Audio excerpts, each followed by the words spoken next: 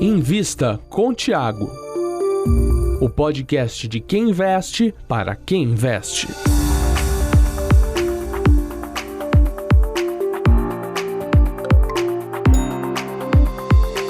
Olá e bem-vindos a mais um podcast do Invista com o Thiago. Eu sou Carlo Cauti, sou editor do portal Suno Notícias e hoje, excepcionalmente, estou substituindo o nosso grande Lucas Goldstein.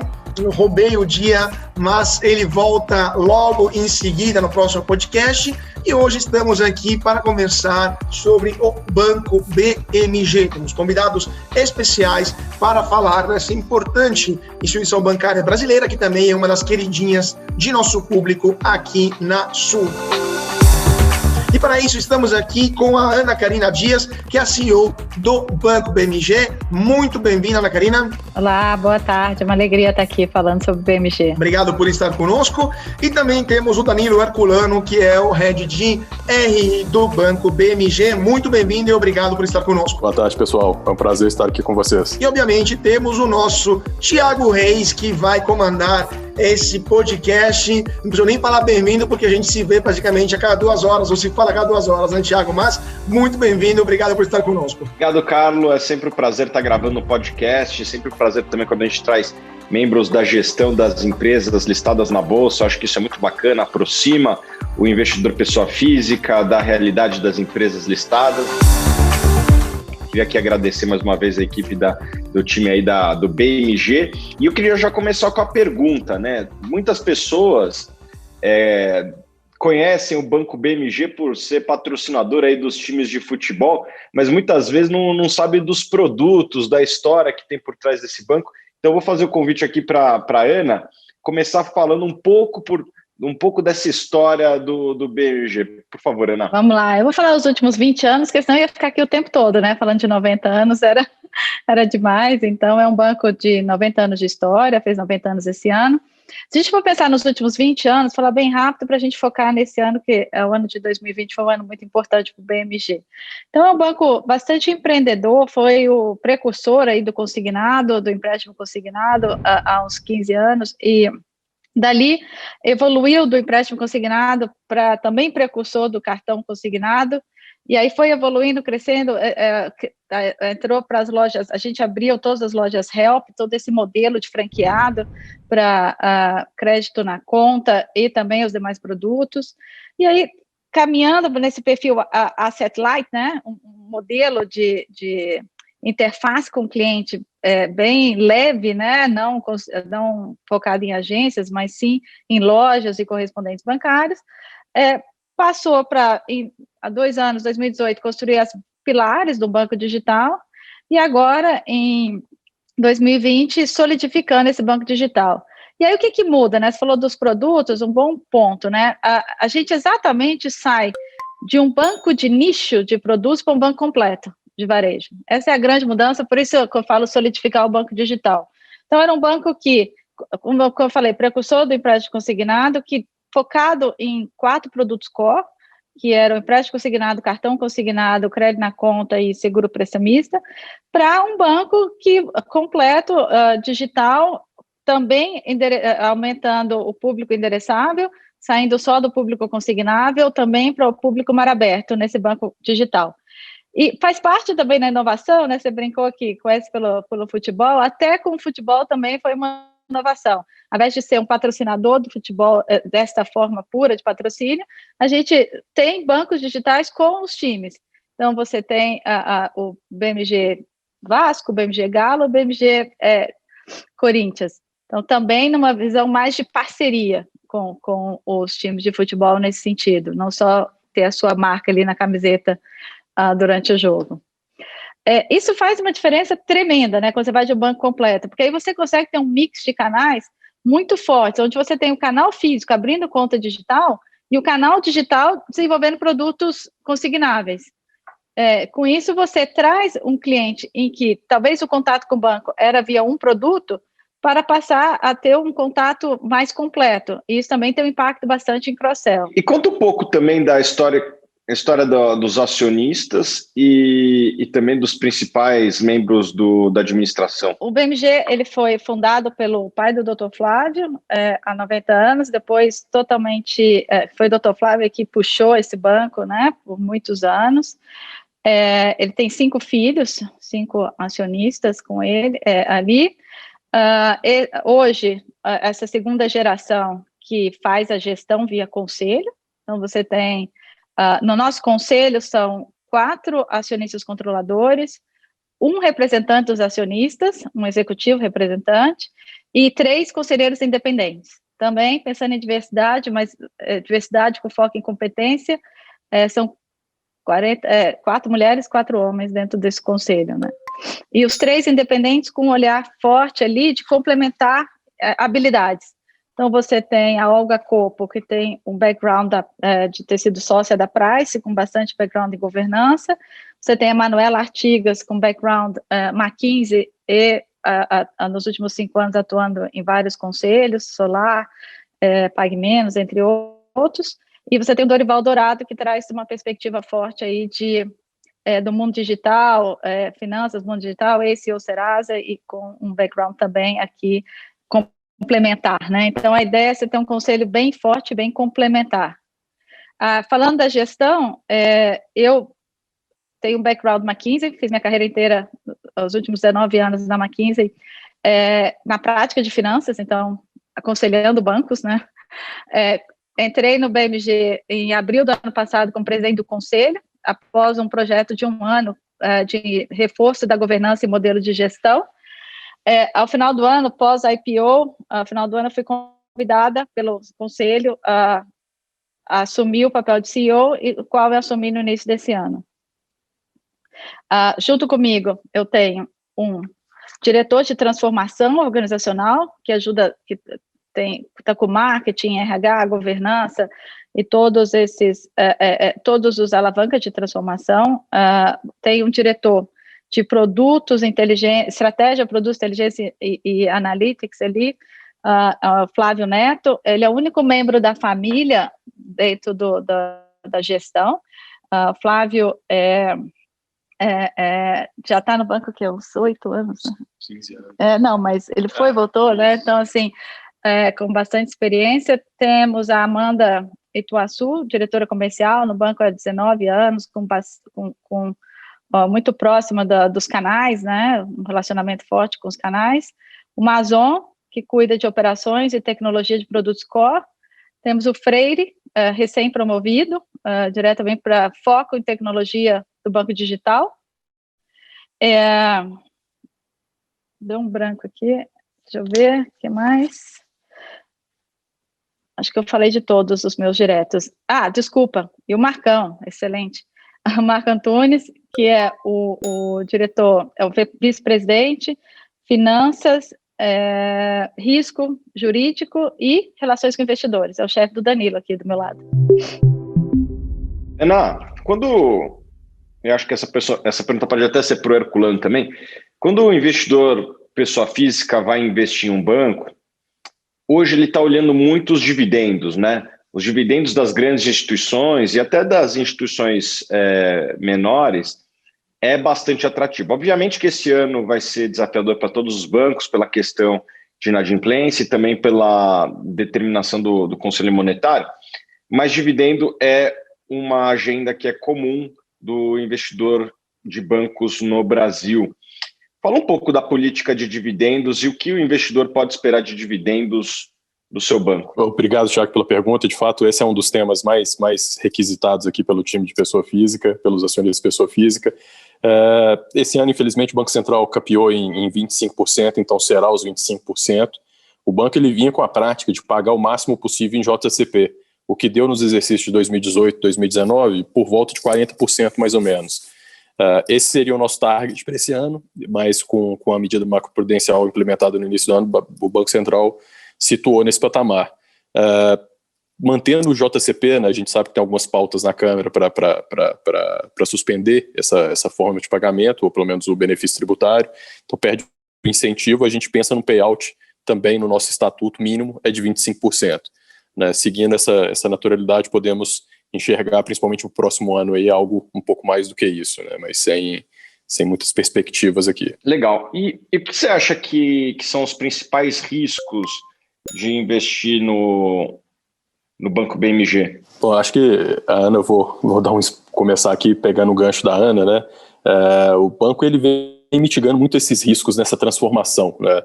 Quando ele nessa transformação deixa de ser um banco de nicho para um banco completo, a gente vê 2 vetores de crescimento forte. Primeiro, a diversificação no crédito, tendo o crédito consignado ali como um pilar forte, né? Hoje na estrutura do banco representa 72%, então esse produto é um produto quase que anti-vol, ele não apresenta muita volatilidade, o que é bom nesse momento de crise que a gente está vivendo, né, Thiago? Mas pensando numa abundância, pensando numa expansão econômica futura, é importante você também estar posicionado em créditos cíclicos. E, infelizmente, essa modalidade, como segunda grande alavanca, ela não permitia tanto receitas não crédito. Os produtos era um banco mais focado em nicho. Então, o que a gente observa também nessas iniciativas, e aí eu passo a palavra para a Ana aqui para falar um pouco mais, na verdade, das avenidas de crescimento que nós estamos buscando para mitigar esses riscos do passado, como parceria com a Wiz, entre outras, a seguradora no final do ano passado, né, trouxemos a Generali como sócia, e a mais recente agora, nós trouxemos o Inter também para a sociedade de uma investida nossa que chama Granito, né, uma empresa de meio de pagamento. A gente enxerga aí o banco, na verdade, mitigando muito risco nessa estratégia presente. Acho que tem, só complementando, tem alguns pontos importantes, né? O BMG passou por um reforço de governança muito forte nos últimos 2 anos, né? Acentuado esse ano, parte até que eu comentei no início. Então, isso é super importante quando a gente pensa em risco operacional. Então, aqui vale mencionar isso. E toda essa estratégia também de parcerias, como o Danilo colocou, aqui vem dentro dessa governança para dar foco, para que você tenha foco no banco de varejo completo, e você tenha foco na corretora, você tenha foco na BMG Seguros Atacado, você tenha foco na Granito, você tem estrutura específica para dar foco e reforçar essa governança. Então, isso também vem só acrescentar a estratégia do banco. E a ideia realmente era você aumentar o público endereçável, porque sempre vem a pergunta, né? E o risco de uma canetada, né? Quando você está focado muito em produtos regulados. Então, é um produto resiliente, né? Importante. Esse ano se mostrou extremamente resiliente em situação quando você tem um maior desafio para crédito, mas é um produto que poderia sempre levanta esse risco regulatório. Então, você combinar isso a demais produtos, banco digital completo, público endereçável não consignável. Então, isso ajuda muito no nosso mix aqui dentro e para mitigar os riscos. E deixa eu aproveitar para fazer uma pergunta, então, sobre também o cenário em geral, né, o cenário bancário brasileiro em geral. A gente está vendo 2 mudanças, né, diria até 2 furacões que estão passando agora no cenário bancário do país, a entrada de novos players, né, e também a digitalização dos serviços.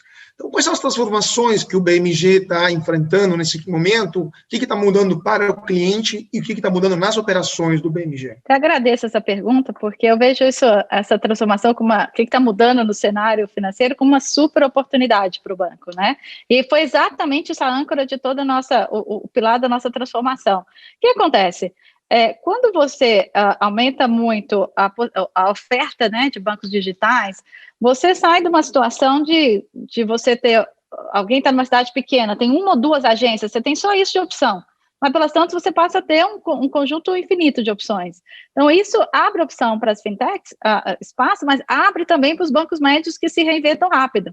Porque um banco médio entrando no mundo digital forte, com a história que tem, com a base que tem, mas com a agilidade de se transformar, você mudar um banco com 2.000 funcionários e um legado menor, é bem mais fácil que você mudar um banco gigante, né? Então, essa agilidade faz com que você consiga entrar no mundo digital, chegar em clientes que tinham 1 ou 2 opções, e banco médio não estava entre essas opções, e com a segurança de uma tradição. Então, isso eu vejo assim, uma excelente oportunidade para o Banco BMG, e que já está dando fruto, né? Assim, acho que o crescimento que a gente tem de contas digitais mostra essa combinação, né, da segurança, da tradição, mas com essa agilidade e essa transformação de um banco digital.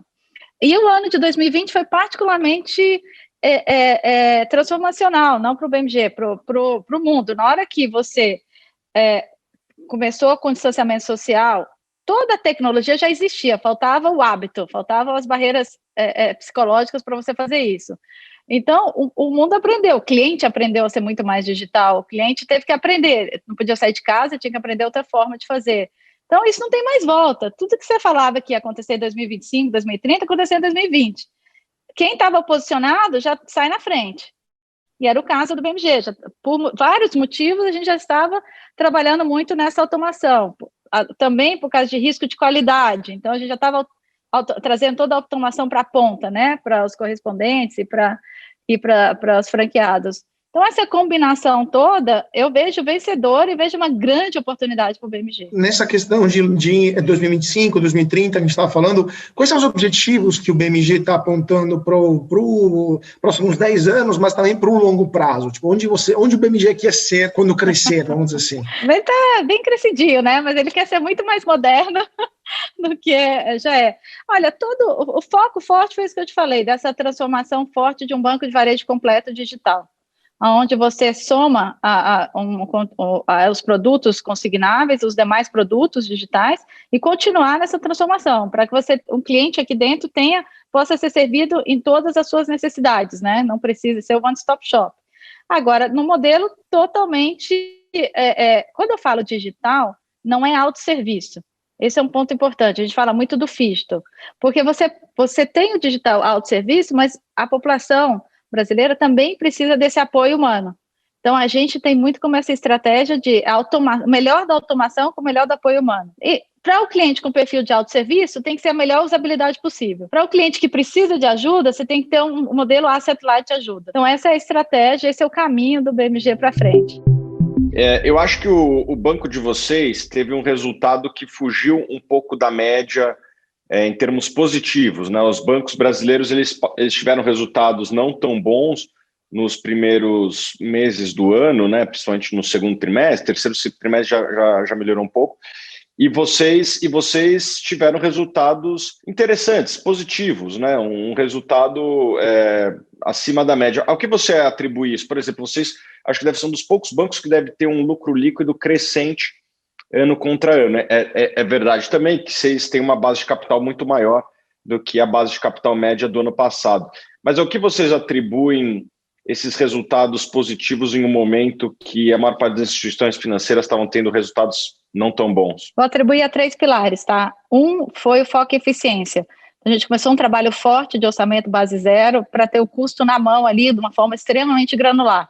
Na hora que você precisou apertar mais ainda o custo, você sabia onde, você tinha a granularidade de saber aonde com a pandemia, com o distanciamento social e com tudo isso, você poderia ainda reduzir, né? Então, você ter o custo na mão, com essa granularidade, ajudou bastante e vai ser ainda melhor para 2021, né? Que você só evolui nessa visão orçamento base zero. O segundo, eu até comentei aqui um pouco, né? O core consignável acaba tendo uma resiliência forte quando você tem desafio de crédito. Então, também foi um outro pilar importante aqui.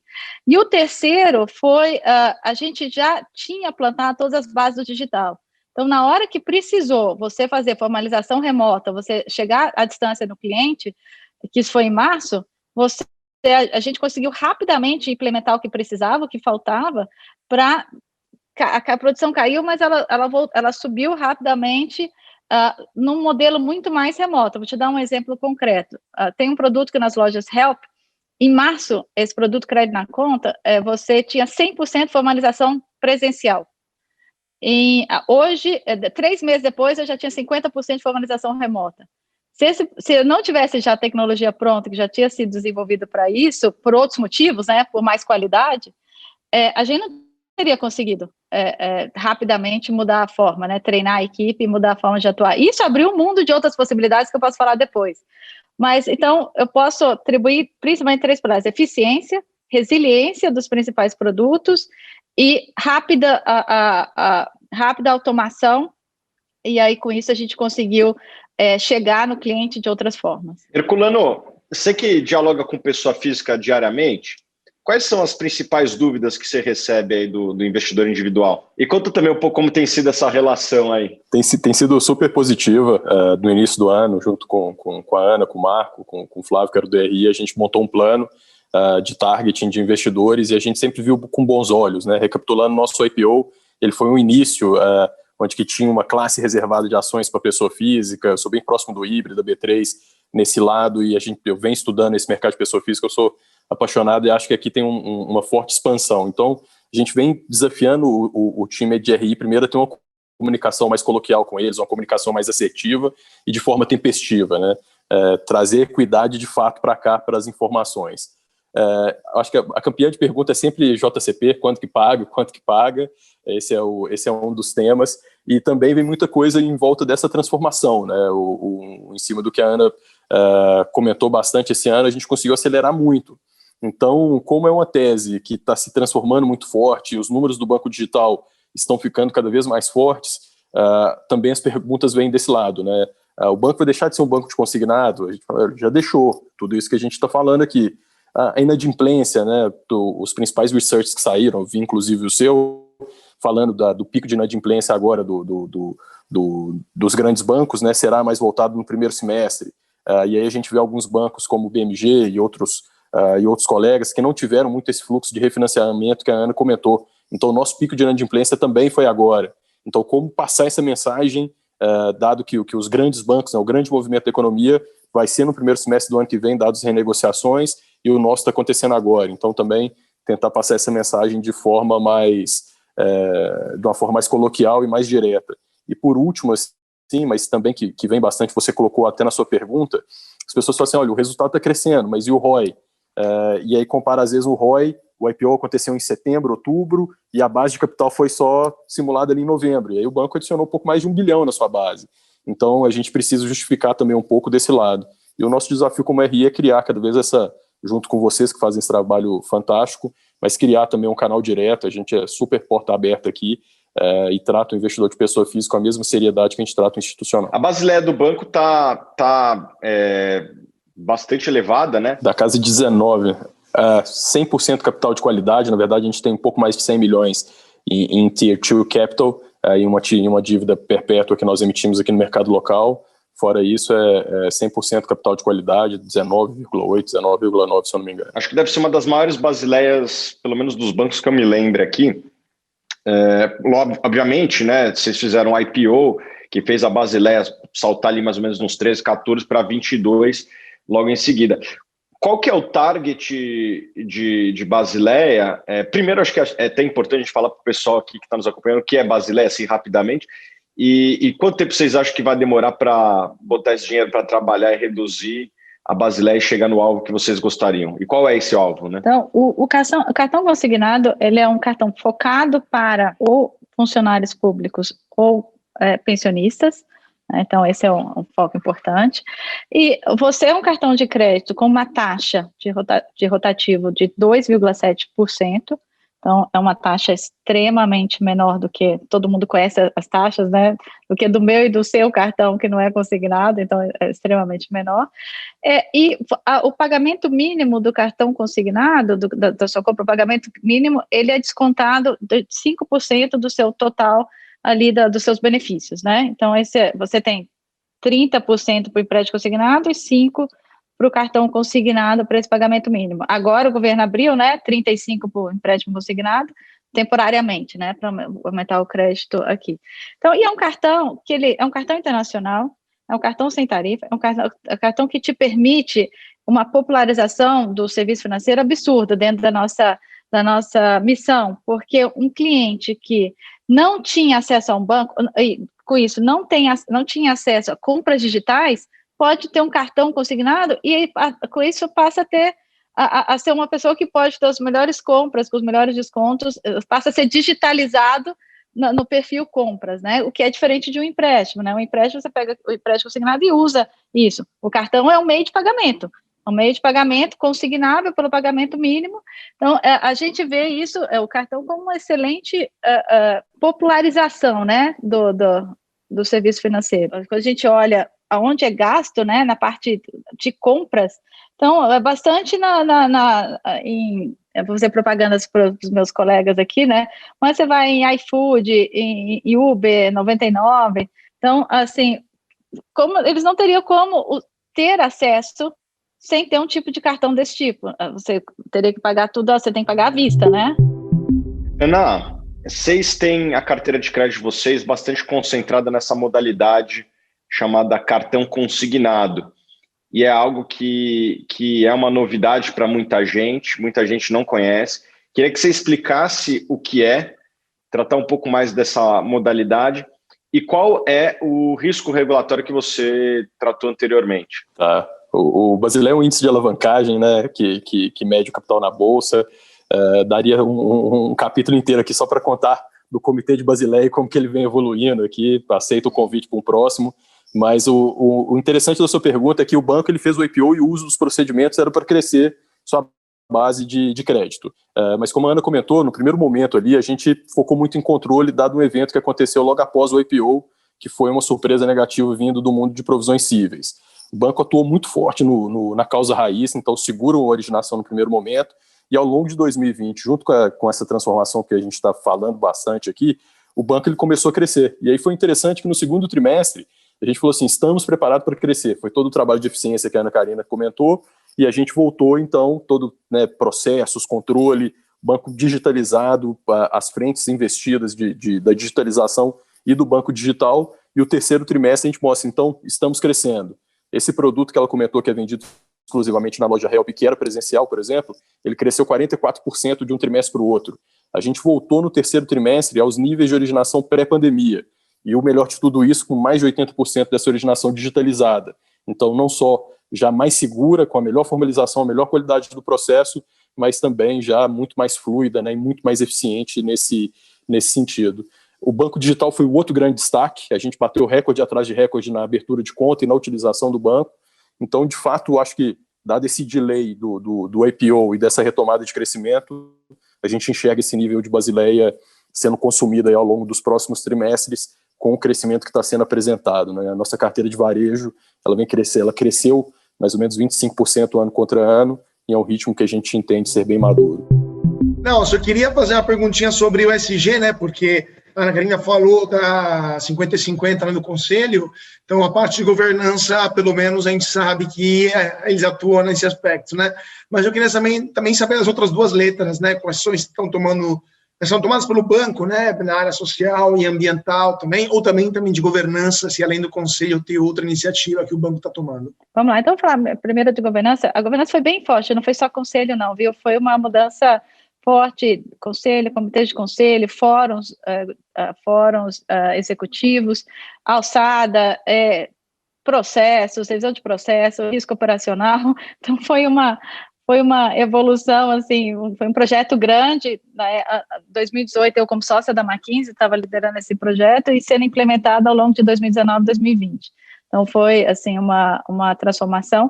Tem um trabalho grande de modernização do banco, acho que é importante falar isso, um investimento forte em diversidade, em falar sobre o tema, em trazer a tranquilidade e comunicar bastante, né? Então, equidade de gênero, equidade racial, um olhar muito mais forte de inclusão LGBTQIA+. Então, assim, esse trabalho, vocês podem até olhar, né? Convido as pessoas até a irem ver nossa mídia, LinkedIn, tudo ali, tem muita coisa aqui mostrando, né, esse novo posicionamento, que eu acho que esse é importante para o social, para a gente até ser exemplo, até por eu ser uma mulher presidente de banco, acabou puxando isso, né? Todo mundo pergunta, você não encontra em todo lado uma mulher presidente de banco, é uma pena, equidade de gênero absurdamente ruim, né, no sistema financeiro.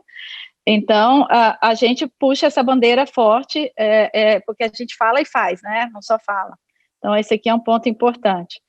Na parte social, a gente tem um olhar muito forte de educação financeira. Eu acho que eu falei da inclusão financeira, né, mais cedo, o cartão mesmo, a pergunta que vocês fizeram e tudo, mas a própria educação financeira, vou dar um exemplo. Um produto forte que a gente tem no nosso banco digital chama Poupa Pra Mim, que é, se você faz uma compra de R$ 9,90, os 10 centavos ele se raspa e bota no tipo um cofrinho virtual que vira um CDB. A gente fez uma pesquisa entre os clientes, quem tinha Poupa Pra Mim, 49% nunca tinha poupado na vida. Então, assim, esse é só um exemplo, né? Mas que ajuda muito a gente tem trabalhado, esse ano a gente também fez um hackathon, que a gente fez vários hackathons, né, nessa modernização, mas um deles era focado em uma solução para melhorar a educação financeira. Então, esse olhar de educação financeira e de inclusão é importante no social. E a gente vem discutindo muito qual que vai ser o nosso papel ambiental. Isso está em discussão para reforçar o que tem. Então, eu poderia dizer que no ESG, o governança foi o primeiro pilar muito forte. Estamos evoluindo bastante no social e principalmente num olhar de maior abertura à diversidade e inclusão financeira, e uma discussão inicial sobre o ambiental. Mas eu posso dizer uma coisa, eu acho muito pouco ainda, né? Não vou dizer que já está, é por isso que eu falo que é início, mas só o lado de você ser um banco asset light e digitalizado, saindo do papel geral, né? A gente não tem, o cartão consignado já é totalmente formalizado digitalmente, o empréstimo consignado 92% também digital. Então, eu não acho o suficiente, seria até hipócrita dizer que não usar papel é ambiental. Tem muita mais coisa para fazer, mas é um caminho importante. Só queria comentar esse ponto, então, qual que é o espaço de expansão, não só na área de ESG, em geral, onde o banco acha que pode consolidar mais áreas, na parte de atividade financeira, etc., e quais iniciativas estão sendo tomadas para essa expansão do BMG? Olha, nesse momento, um foco mais forte da gente evoluir o social. A gente vê o G, a gente tem que manter o G forte, garantir que ele não piora e só melhora, né? Tem uma melhoria contínua ali na governança. A gente está num trabalho forte aqui do que mais a gente tem que fazer para o social, que está pouco, mas... e um desses é a bandeira da diversidade para o social, que eu acho que a gente fala muito pouco do social, não lembra desse lado da falta de inclusão, né? Então, a bandeira de diversidade é importante, tem que evoluir, e também eu acho que a educação financeira está muito incipiente. Quando você olha o perfil do nosso público, é um perfil carente de educação financeira, onde a gente tem que evoluir bastante nessa direção. Então, eu olho esses dois pontos no S. O A em português, né? O E, aqui você tem que ainda carece de mais reflexão. Mas eu vejo 2021 um ano mais forte no S. Então, mas essa questão da educação financeira, por sinal, não é só dos clientes de vocês, mas a gente percebe no mercado inteiro, né? Tem um problema de educação financeira em geral. Mas então, para o investidor pessoa física, isso é uma pergunta que eu vou fazer para os dois. Um investidor pessoa física, telegráficos de 1 minuto cada um. Por que pessoa física, me tornar um acionista do BMG? Antes a Ana Karina, depois o Herculano. É um banco de tradição, de história, que acho que é importante, 90 anos, que realmente cuida do cliente, acredita no cliente no centro, e que passou agora por uma grande transformação, em que está com os pilares muito bem firmados para, a partir de agora, crescer com riscos mais diversificados, onde você complementa o cliente consignável com o cliente mar aberto, com diferentes produtos contracíclicos, então ajuda isso, e que um banco que se posicionou fortemente nesse momento de abertura digital, de você ter mais abertura e aprender, porque é um banco que está pronto em relação a isso, com uma carteira forte de clientes e que está digitalizando a sua carteira e trazendo novos clientes. Então, assim, os pilares estão aqui, os pilares estão solidificados, com uma expertise, tem uma turma boa aqui, tem vários talentos puxando esse banco, que realmente acredita que esse banco vai longe, porque nesse caminho está surfando muito bem, com a melhor prancha possível, essa onda e entrando digital da forma que tem que entrar. Danilo, por favor, por que eu, pessoa física, deveria me tornar um acionista do banco BMG? Falar depois da CEO é difícil, né, cara? Mas vamos lá. Primeiro, eu acho que essa base forte dentro do consignado, dentro do core, o que nos permitiu criar o nosso banco digital com a proposta de rentabilização mais forte, né? Nosso conceito é o Phygital, então a gente tem uma presença nacional, verdadeiramente nacional. Então, grande parte dos nossos clientes que estão no banco digital hoje nasceram no mundo físico, com produto de crédito, com seguro prestamista, o cartão consignado que a Ana falou, que traz inclusão, além da inclusão financeira, inclusão digital para o mundo dos meios de pagamento, e essa avenida que abrimos esse ano do Mar Aberto, que tem vindo aí 7 mil e poucas mil contas por dia útil, oriundo desse canal, fazendo com que o banco digital ele tenha essas duas alavancas muito fortes, né? que no final do dia, além das receitas de crédito, que tem essa resiliência oriunda do consignado, vem uma avenida forte também de receitas não crédito. O Banco Digital PJ, né, essa parceria recente, a joint venture que nós montamos com o Inter, deixa mais clara essa avenida de crescimento junto com a Granito e os serviços bancários que nós lançamos dentro do banco. E, sem dúvida, a habilidade do BMG de fazer parceria, né? Somos um jovem banco de 90 anos, além de parcerias com a Generali, que é uma das maiores players globais. Fizemos uma parceria aqui, né? A Generali foi equity, com a Acreditas, trouxemos Acreditas por dentro do nosso banco digital para oferecer o produto dela, através de uma parceria para o banco, é um FIBusiness, mas ali ampliando essas competências e reforçando essa habilidade de fazer parceria para destravar os valores laterais do banco. Todo investidor de verdade sabe bem escolher as ações nas quais ele irá investir. Quer saber esse segredo? Baixe agora o e-book Aprenda como analisar uma ação. É totalmente de graça no link da descrição deste podcast.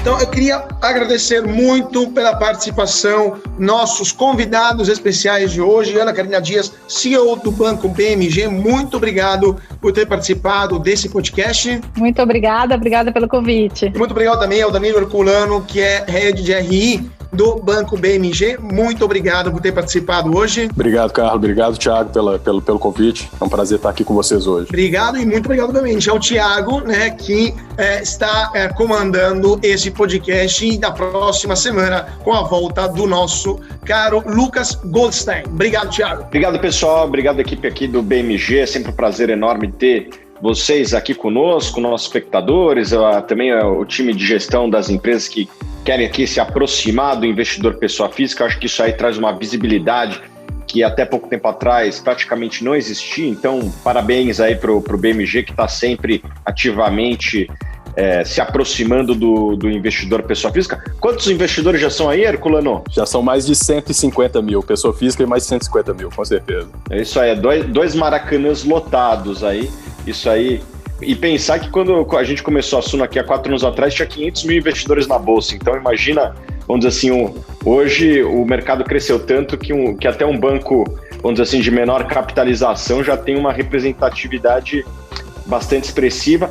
Então, muito obrigado pela presença de vocês. E a gente se vê toda quarta-feira aqui no nosso podcast Invista com o Thiago, que inclusive foi premiado aí, né, Carlo? Na verdade, foi o Suno Notícias que foi, mas o podcast geral da Suno é premiado como o maior podcast mais admirado, entre os podcasts mais admirados do Brasil. São 2 premiações, a gente está premiando. Exatamente. A gente está jogando a Copa do Brasil, o Campeonato Brasileiro lá na liderança. Então a gente não deixa para ninguém. Exatamente, foi do Apple Melhores do Ano.